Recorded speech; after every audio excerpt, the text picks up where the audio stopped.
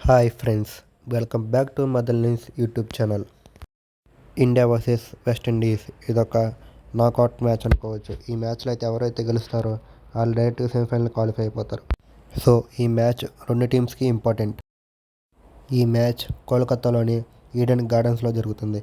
ఈ గ్రౌండ్ యొక్క పిచ్ విషయానికి వస్తే, ఈ గ్రౌండ్లో ఫస్ట్ బ్యాటింగ్ చేసిన టీం 9 టైమ్స్, సెకండ్ చేజింగ్ చేసిన టీం 8 టైమ్స్, యావరేజ్ స్కోర్ వచ్చేప్పటికి 153గా ఉంది. ఈ ground batting friendly wicket, deep factor ప్లేలోకి వచ్చే అవకాశం ఉంది.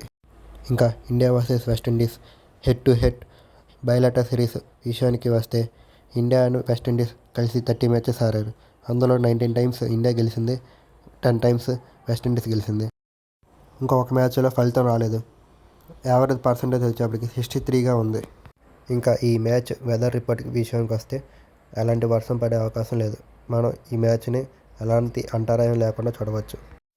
ఈ రెండు జట్లు కలిసి ఈ గ్రౌండ్లో 4 మ్యాచెస్ ఆడితే 4కి 4 ఇండియా గెలిచింది. వెస్టిండీస్ ఒక మ్యాచ్ కూడా గెలవలేదు. ఇండియా ప్రాబబుల్ ప్లేయింగ్ 11 విషయానికి వస్తే సేమ్ టీంతో రావచ్చు. టీమిండియా టాప్ ఆర్డర్ బ్యాటింగ్ విషయానికి వస్తే సంజు శాంసంగ్ నుంచి రన్స్ రావాలి. Abhishek Sharma back to form వచ్చాడు. ఈ మ్యాచ్లో తన ఫామ్ని కంటిన్యూ చేయాలని కోరుకుందాం. టీమిండియా మిడిల్ ఆర్డర్ బ్యాటింగ్ విషయానికి వస్తే Hardik Pandya and Shivam Dube key role play చేసే అవకాశం ఉంది. ఈ మ్యాచ్లో అక్షర్ పటేల్ అటు బౌలింగ్లోనూ ఇటు బ్యాటింగ్లోనూ కీ రోల్ ప్లే చేసే అవకాశం ఉంది. ఇంకా వెస్టిండీస్ టీం విషయానికి వస్తే ఎప్పుడు వాళ్ళు స్ట్రాంగ్ సైడే ఉంటారు. వెస్టిండీస్ ప్రాబబుల్ ప్లేయింగ్ 11 విషయానికి వస్తే సేమ్ టీంతో రావచ్చు. సో అక్కడ టీం ఇండియా తక్కువ అంచనా వేయకూడదు.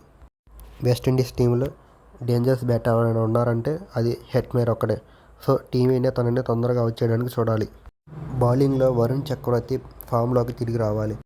మన టీమిండియా బౌలింగ్లో ఎక్కువ హర్షదీప్ సింగ్ అండ్ బుమ్రా మీద డిపెండ్ అవుతున్నారు. శివన్ దూబే అండ్ హార్దిక్ పాండ్యా బౌలింగ్లో ఎక్కువ రన్స్ లీక్ చేస్తున్నాడు. సో ఇది గైస్ ఇండియా అండ్ వెస్టిండీస్ యొక్క మ్యాచ్ ప్రివ్యూ. ఈ మ్యాచ్లో ఇండియా గెలిచి సెమీఫైనల్కి క్వాలిఫై అవ్వాలని కోరుకుందాం.